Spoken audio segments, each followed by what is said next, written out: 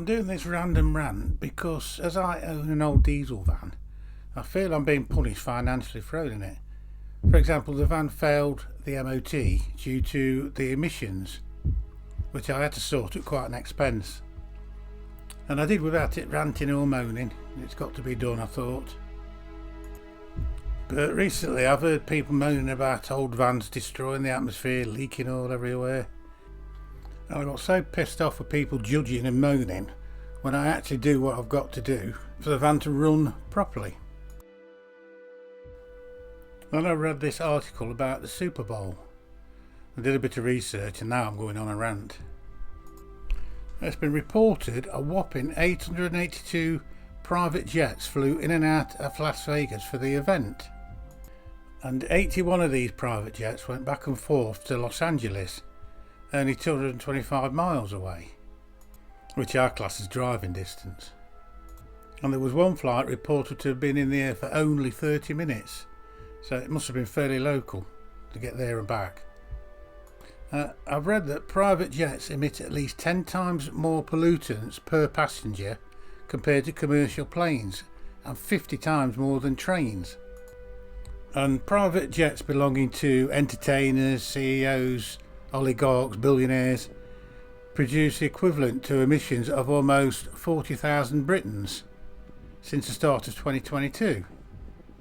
That's a staggering 44,739 journeys, and many of them are just short trips. And they moan about us doing unnecessary journeys.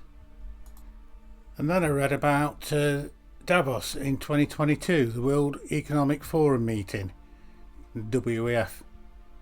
Private jet emissions quadrupled as over 1,040 private planes flew in and out of airports serving Davos.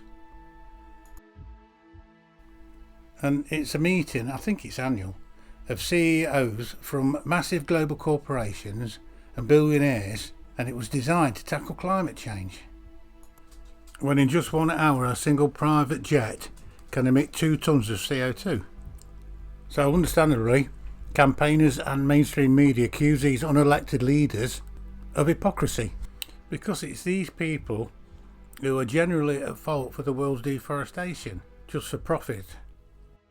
And if that was put right, probably would balance out much of the CO2 out there. But all they do is turn it round and blame the people. And it's us who have to pay for it in one way or another, not them. But that's a debate for another day.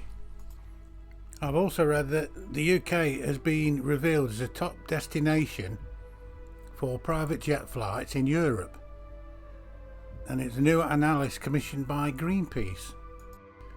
And it shows that a private jet took off from this country every 6 minutes last year, and that the UK can claim the busiest route, the most polluting route, and the most flights overall.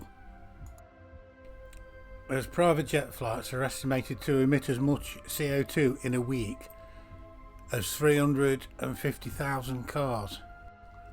So I asked, how bad are private jet flights for the environment compared with cars?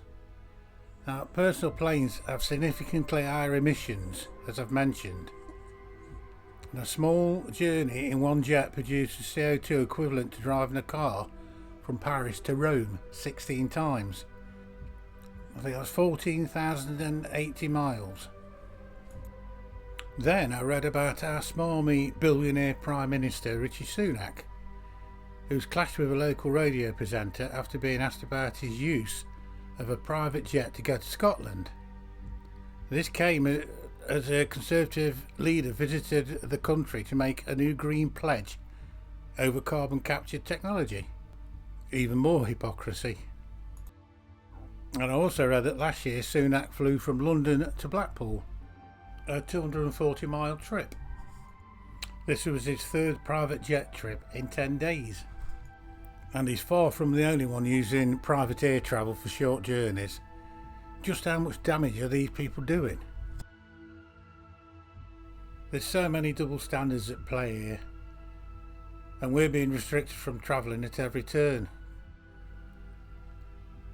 But keep on drinking with your paper straws, eating your bug protein and riding your bikes in your smart cities. And just shut up and don't worry about the private jets that pollute more than you would in your whole life. Pisses me off.